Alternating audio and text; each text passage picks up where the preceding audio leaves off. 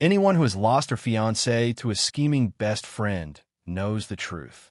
The second you throw away a man's trust, he will not just stop protecting you.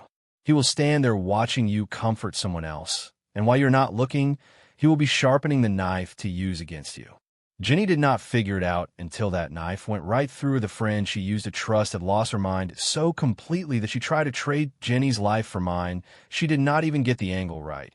And Jenny was the one who had signed the papers to let her go free. I held her all night, wearing a hole in the floor outside the door. What she could not see was that the only thing running through my head was the day she told me we were done. Some words do not hurt when you first hear them, but the echo years later can kill you. And I was not that same guy anymore who would melt the second she said she was sorry. Mr. Lucas, I am sorry, please. Just look at me. I am not even a man anymore. Please let me go. I sat back on that antique rosewood chair worth more than most houses and poured myself a cup of hot tea steeped in a pot that cost a fortune. I looked down at the body trembling on the floor. He was shaking as he bowed his head over, and over you could see the scars all over him. His forehead was raw and bleeding, but that sound kept going, hitting the ground. Just as he was about to black out, I got up and walked over, grabbed his chin, and pulled his face up. Mr. Lucas, I messed up. Look at me now. I am nothing. Just let me go, please. The second he said that, my bodyguard kicked him, sent him flying across the room. He landed in a heap. Watch how you talk, the guard snapped. Or Mr. Lucas is not someone you get to talk about. I glanced at the guard. Something felt wrong, but I did not say anything. He curled up on the floor for a while, then crawled back and put his face back in my hand. I looked at what was left of his face. He used to be pretty once. I smiled. Let you off. The girl I have known since we were kids, the one I was supposed to marry, the one who broke my heart. Because of you does not even know me anymore, so why would I ever let you go? I stopped and let him go. My voice was cold. Fine. You can walk out of here today. But there is more coming. Once I think of something new, I let his head drop and wiped the blood on his shirt. Then I waved and had him taken out. His screams faded as they dragged him away, getting quieter until there was nothing. The guard came back and asked, careful, what if he calls the cops? The cops? I laughed. He showed up on his own. He begged me himself. He cracked his head open. Other than what you did, nobody touched him. Even if he does, he might do a couple weeks, and I will take care of you on the inside. You will be fine. I went back inside. The guard thanked me. Thank you, sir. Jenny and I had known each other our whole lives. Our families have been close since our grandfather's time, business partners. Family friends. Our grandparents were thick as thieves, and our companies were linked before we were born. The deal was already made, so we would grow up together. I moved into Jenny's house when I was a kid. Her dad said, since she was going to marry me someday, I should get used to living with them, to be part of the family. Living with Jenny, her dad, was hard on me, like he was training me. Getting raised by your fiancé's dad, not many people can say that. It made me a good kid. They never let me slip. I could not do anything wrong. All I did was study and learn how to act right, and all the things rich kids are supposed to know. And one more thing they kept telling me over and over, men are supposed to take care of women. Women need to be spoiled. And I did it all those years. I was more like her servant than her boyfriend. I really loved her. I took care of everything. And she was good to me too. She always thought of me first with everything ever since we were small. Her favorite thing was to sneak into my room late at night and crawl into my bed and fall asleep next to me. When we were kids, she made promises. When we are married, you have to buy me candy every day. The stuff my parents said no to, you will sneak it to me. She wanted to watch TV all the time, and I would never say no. She would always win. I was always on her side. Every time I told her I would buy her a closet full of dresses, even though she already had too many. When we got older, she started talking about other things. She told me, when we finally do it, be gentle, because she was scared. And if we have kids, only two, one of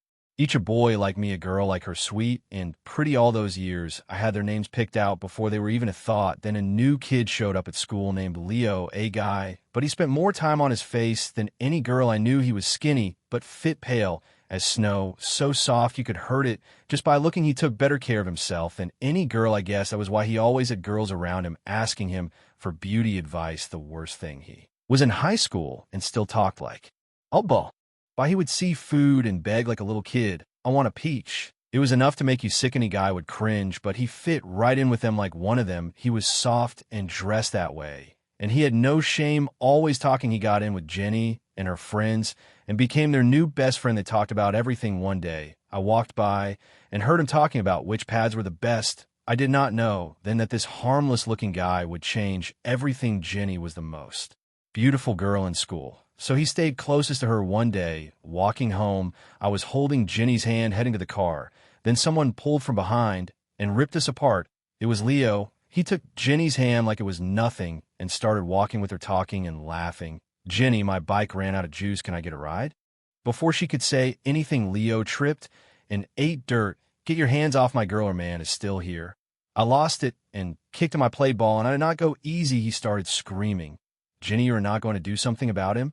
He is hitting your best friend right in front of you. If you do not say something, I am done with you." Leo jumped up, hands on his hips like an angry old lady. Jenny ran to him and dusted him off. "Lucas, Leo is one of my best friends. Everyone knows how he is. Why are you so jealous?" She gave me a look like she was annoyed. "Fine, I already told him off. Let me take him home." "All right." She talked to him like he was a baby. "Fine. For my friend, I will let it slide." Leo kept crying and tried to grab her hand. I coughed. He pulled back and glared at me and got in the back with her. I had to sit up front. When we got back, Jenny held my arm. "Lucas, Leo is not like other boys. He is not into girls. None of us see him as a guy. So leave him alone." She held my hands and shook them, begging me, "Lucas, please. You are just too innocent." She barely looked at me. "If he does not like girls, why is he always with you? Have you seen when another guy comes near, he gets all weird and tries to get rid of them? He pushes them sometimes like we are his." And she held my hand and said, "I want to be with you. Do not worry." That made me feel better. She always knew how to calm me down, but I could not stay mad at her. That was just the start. The next morning, Leo looked at me different. He always looked at the other guys that way, like he wanted to kill them. So I ignored him. Then at lunch, he came over with some free pickles. Wobbling to my table and sat down, I watched him. He did not look at me, just sat there staring at me. He took the vinegar and hot oil and dumped them in. I just stared, thinking, how is he going to eat that? Sour, spicy, and salty all at once. Then he smiled this creepy smile and started counting under his breath. 1, 2, 3. "Leo, the year we said we would have lunch, why did you leave?" And then I heard her voice. "Jenny, you are here?" She was right there. "Lucas, too. Let us sit together." She sat down next to me, hopping over. "What is that noise?" "Like a teapot." I turned. It was Leo. In a few seconds, he was sobbing, tears all over. Jenny saw it too, put her food down, and went to him. "What happened, Leo? Who hurt you?" When she called him that, I got chills. In the middle of summer, Leo was gasping, acting so hurt. "Jenny." I saw Lucas sitting there, and I wanted to apologize for yesterday. He told me if I ate all of this, he would forgive me. He pointed at the pickles covered in oil. He said he sounded so sad. I almost believed I did something wrong before anyone could say anything. Leo took a bite and started eating, shoveling it in. "Just do not blame Jenny. That is all. And I will do anything. She's my best friend, my only friend." And right then I knew he set me up. I got played. This was like a TV show, but it was happening to me right in front of my face in the cafeteria. But I was not scared. I knew Jenny would trust me. We had been together forever. She knew me. Not me. He did this himself. I set my food down and looked at her calm. She stared at me, and I saw the anger. But she took Leo's hand. "Stop that. Much oil will kill you. I do not matter. You are all rich kids. You do not have to worry about me." That is what he said, but Jenny took the plate away from him. "How many times have I told you do not eat that?"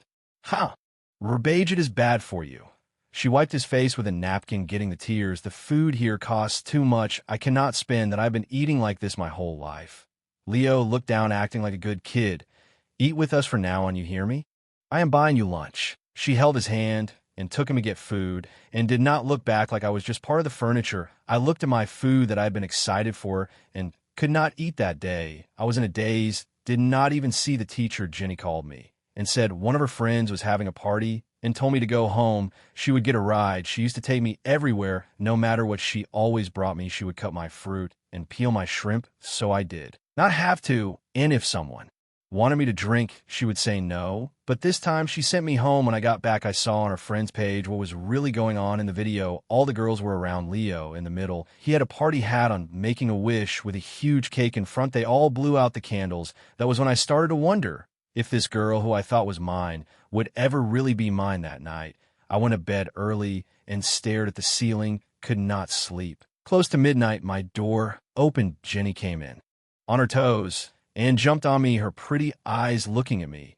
"You think I did not know you cannot sleep without a blanket? You were waiting for me. It is late, go to sleep, we have school." She must have felt that I was not happy. My voice was cold, her smile went away. She got serious and felt my head. You are not sick you were still mad about earlier. Just leave him alone. He is just a friend. He is not into girls, and he is not rich. We are just helping him, that is all. And he is still a guy he helps. Carry things, we were just paying him back. Jenny, you are smart. I looked at her and said it slow. If he does not like girls, why is he always with you? And if he likes guys, why does he not talk to them? You say he is broke, but this school is not cheap, and his skin is better than most girls. If he was that broke, how could he afford all that stuff? You are still on that. She sighed. In that movie, you liked the kid, and it was poor too, and he went to a rich school. And his skin, he said he was born that way. He does nothing, and we all wish we had it. Do not do that. I looked at her. You think I'm picking on him? Or is he playing you? And what about tonight? Who was it for? I was not joking. This was not funny. You are my man, so I trust you. She bit her lip. I just felt bad for him. It was his party, and you two never get along. So I did not call you. He just had one last month. How many does he have? Was he a cat? Last month was his real birthday. This month is his Chinese one. Wow. You're so good to him. I have 2 birthdays. Do you do this for me? I turned over and put a pillow on my face. I did not want to talk anymore. She made a little noise, and I heard her moving. Then the covers came up, and she got in and held me from the back, whispering in my ear, so close. I am sorry, all right? I will stay with you tonight to say sorry. I rolled over and reached for her. That is better. Fine. I guess I will let it go. She pushed my hand away. What are you doing? Stop it. I am just sleeping, not until we are married. Something else? No. Then what about? No way I told you, nor are you biting me? That night, nothing really happened, but we did not sleep much for a while after Jenny kept us apart. She made sure I did not see Leo, and things were calm, but that did not last until the big game, the college basketball finals at our school. I was the starting center. My team was in sync, and we were winning, made it to the championship. The other team had won 5 years in a row, but they were missing 2 guys. One left school. One was hurt. We were healthy and feeling good. We were ready. This was our best shot ever. Everyone was watching, and we came out strong, got ahead by 10 points. Every play went our way, and we got more confident. The other team could not keep up, kept messing up at halftime. We were up by 15 at this rate. The trophy was ours, calling our name in the locker room. Jenny came to find me. She was the cheer captain. You were amazing out there. If you take the trophy, I will give you anything you want. She was looking up at me. I pulled her close and whispered, you get ready and wait for me. Then I went back to the court to finish the game. Jenny was blushing. Her face was red. She looked scared and excited when the game started again. We were still winning. Then I saw him on the sidelines. Leo was there. I had not seen him in months, and something felt wrong. He looked at me right in the eyes, and I knew that face. Lucas, look out, my friend yelled, and the ball hit me in the face. I waved him off, told him I was okay. Kept going, but I could not focus. I kept looking over. He got in my head. I got the ball, and then I heard screaming. I looked. Leo was on the floor, holding his leg, looking like he was dying. Jenny ran to him with all her friends. I stood there. They took the ball and scored. Leo looked at me and put his arm around her, pulled her in, and got close to her like he was going to kiss her. Get off her. I saw red, and I ran straight at him. I hit him in the face. I lost it and started beating him. Did not care about anything, not the game. Both teams had to pull me away to stop me. So I got thrown out. Leo went to the hospital, and we lost by 1 point. They came back in the last second. No one said anything, but the school gave me a warning online. They called me a monster, tore me apart. I cannot take it. I locked myself in my room and did not leave, did not go to school, did not look at my phone, did nothing, just slept trying to hide. On the 3rd day, Jenny found me. She looked at me, and you could see she relaxed. She held my face. I was a mess in her hands, and she started to cry. Do you know how scared we were? We could not find you. I talked to Leo. We worked it out. He is not pressing charges. Come home with me.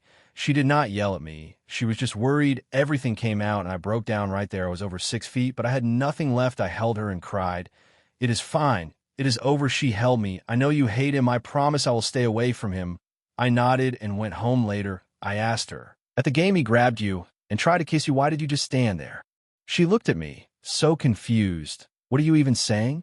He never touched me. He did not try to kiss me. And then I knew he did it again. Leo got me again, but I was almost done with school. Not much longer. He kept coming after me a few more times, and every time Jenny believed me. I thought after we graduated I would be free of him, but then Jenny, when she joined her family business, she brought him in when I found out we fought, and this time she would not give in. She was set. He was staying. I left, and stayed at my house, did not call her for a month both hour. Parents tried to fix it. I would not budge. Finally, Jenny came to see me and said she was at my door. She wanted us to get engaged. So we made up and started over at our engagement. Everyone was their family, friends, business. Everyone who was anyone showed up. It was going fine until I was tall. She was perfect and we looked good together. But then I saw him. Everyone was smiling coming up to us until I saw Leo walk in and I stopped smiling right there. Every time I see him, I flinch. I get nervous. I knew something was coming. Jenny saw my face and held my hand. I did not ask him to come. He came by himself. If you want, I'll make him leave. I just nodded. I did not want him there. She went to talk to him. I watched. He was putting on a show, crying, throwing a fit like a little kid, turning away. She came back and shook her head. I talked to him, but he will not go. He said this was his best friend's big day and he had to be here to see it. I do not have the heart to make him leave. Can you just ignore him for one night? I nodded. I did not say anything and just stood there trying not to explode, but I was boiling inside, so I just stayed away. The party was almost done. I thought he was not going to follow me. I was wrong, so wrong the second he got there. He kept finding excuses to take Jenny away. I was alone walking around saying hi to people, not really paying attention. I ended up next to the champagne, staring at the glasses stacked up high. Lucas, been a while. His voice made my skin crawl. I did not look back. I just ran. He had done this before my gut told me to get away. I ran 2 steps, and I heard glass breaking everywhere. I turned the whole tower, came down glass, and champagne on top of them, buried him. Everyone was screaming, running around. They pulled him out. He was covered in blood, looked like he was dying. Jenny ran at me, her face all twisted, and slapped me. I did not know you could be like this. You always hated him, but it was just stupid stuff. I let it go, but this is too much. You almost killed him. I had never seen her so mad. The sweet girl I knew was gone. She was someone else. My face was burning. I tried to say, he did it, not me. Let me guess, he did it again. She said, would he give his life just to get you? If you did not touch him, why did you run? I cannot explain. How do you even answer that? I was so stupid to love you and think I would marry you and have your kids. She turned around and said for everyone here, starting now, I am done with Lucas. We are over for good. Then she took Leo to the hospital and left. I do not remember how I got out of there. Everyone was polite to my parents, so no one said anything to me, but I could see it in their faces. They all knew when you push someone too far, they become something else, especially when they have money and connections. That night, I started making plans how to get even. Leo, the first, never paid attention to you. Before, that was why you got away for so long. But when I finally did, you did not stand a chance. He was banged up, but nothing serious. He got out of the hospital. I found out where he walked and waited. When he saw me, I started to walk away. He called my name and came running. You are just going to leave? I'm scared if you die this time, they will blame me. Relax, I do not need to set you up anymore. He was smiling. While I was in the hospital, Jenny never left my side. She told me that you were done, and now she is mine. Her family's money will be mine too. So this was your plan the whole time? Getting me every time to take her from me. I yelled like I was dying inside. If we were playing games, I was going to play too. I acted like I was scared of him, so he would think I was weak and let him talk. And with my face all twisted up, he could not help himself. He had to brag, and he did. He smiled and told me everything, what he had done, all of it. Every little thing was on camera. The one I was wearing. I bet she will not fall for it forever. I looked at him. Call her, see if she comes running. Leo smiled. That is easy. Watch this, he called her, and she came. 10 minutes, what are you doing? He put the phone down and saw me put on gloves and pull out a stick and smiled the same smile he used to give me. When Jenny got there, Leo was on the floor, his legs bent the wrong way. They were broken, snapped. What are you doing? Do you want to kill him? She yelled and ran to him, checking on him. Jenny, you have to call the cops. You have to take him away. Leo was crying and put the stick in her hand. He did it with this. He broke my legs. Calm down. Maybe it is not what it looks like. Hello, police? I need to report something. While they were deciding, I called first before they could. Are you insane? Do you know what that means? Jenny pushed him and tried to take my phone. I lifted it where she could not get it, told the cops everything, hung up, and looked at her. What happens next is none of your business. She heard my voice, and her face went stiff. She pulled her hand back and let it fall. I'm trying to help you. You cannot go to jail. It will ruin you. She tried to hold me. I moved away. Thanks for caring, but you will see what you did to me. I did not look at her again. The cops came and took us in, and I gave them the Video from my camera, the stick only had his prints. All the years of being set up were finally out in the open. They asked if I wanted to press charges. I said no, I was not being nice. This was just the beginning. I was not done with him. Sending him to jail was too good for him. Outside the station, Jenny ran to me. She did not look at Leo on the floor. Wait. I did not know what he was like. I did not see what he was doing to you. I was so stupid. Can you give me another chance? She got in front of me and held me. She put her face in my chest and cried. It does not matter now. There is nothing between us. I was cold, like I was talking to a stranger. No. You are mine. We are engaged. The kind who has known you forever, but when it mattered, believed someone else over me. The kind who blames me first every time. And do not forget, at our own party, you told everyone we were done, and it was my fault. What are we now? Tell me we are strangers. Worse than that. When I look at you, it makes me sick. She looked at me and let go, step back like she did not know who I was. That is not me. Do not say that. She fell, holding her head, and started crying, saying something. I did not look back out of my car and drove away. They say when you go dark, you get 10 times stronger, and looking back makes you weak. Once I started, I did not hesitate. I went all in every time to grow my business. I did some things I'm not proud of.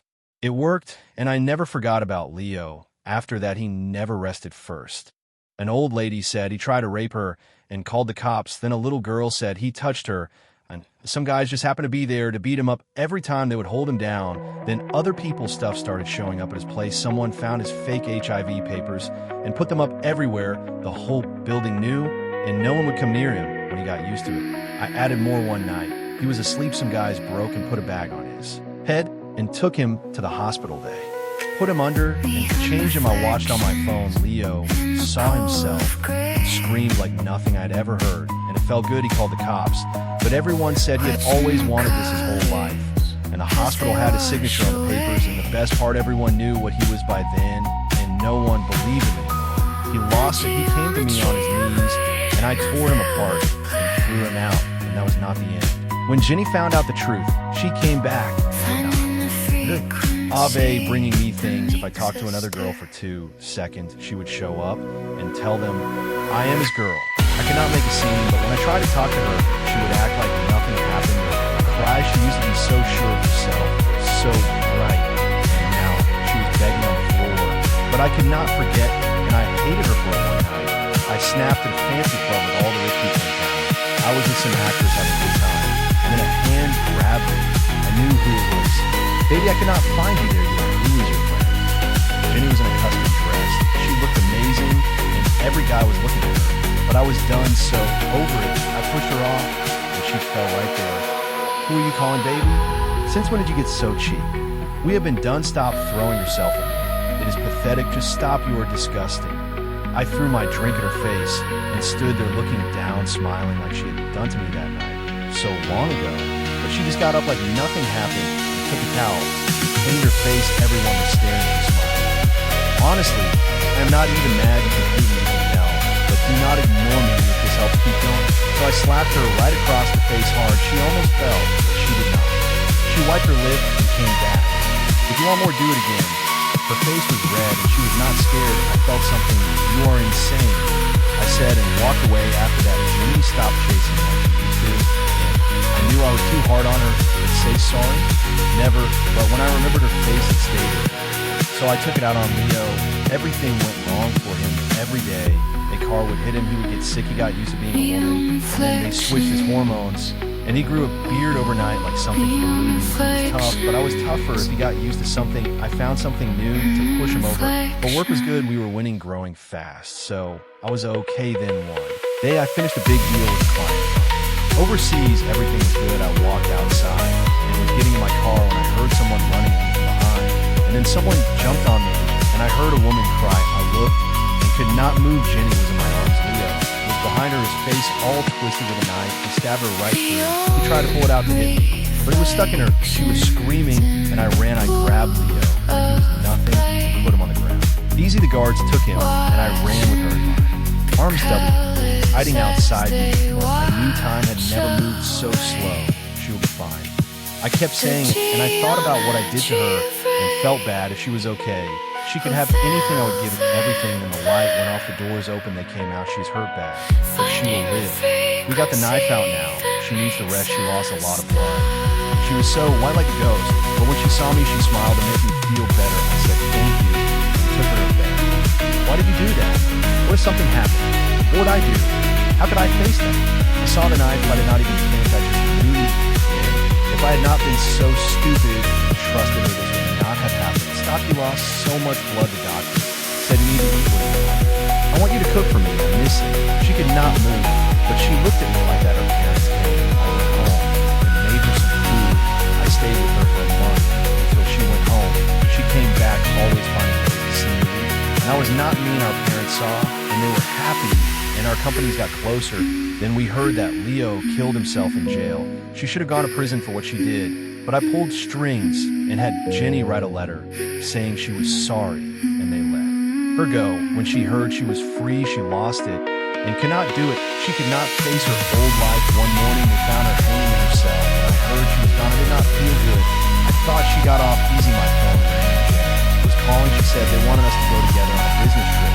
She booked everything. I knew what they were doing. Our parents wanted us back together. Who knows what will happen? Only time will tell. We will see. Get there. Never test the boundaries of a man who loves you deeply, and never treat his trust as a bargaining chip for your social gains while he's giving you his empathy. For once the man whose world once revolved around you begins to view it with icy indifference, you may find that the price of redemption is your very life.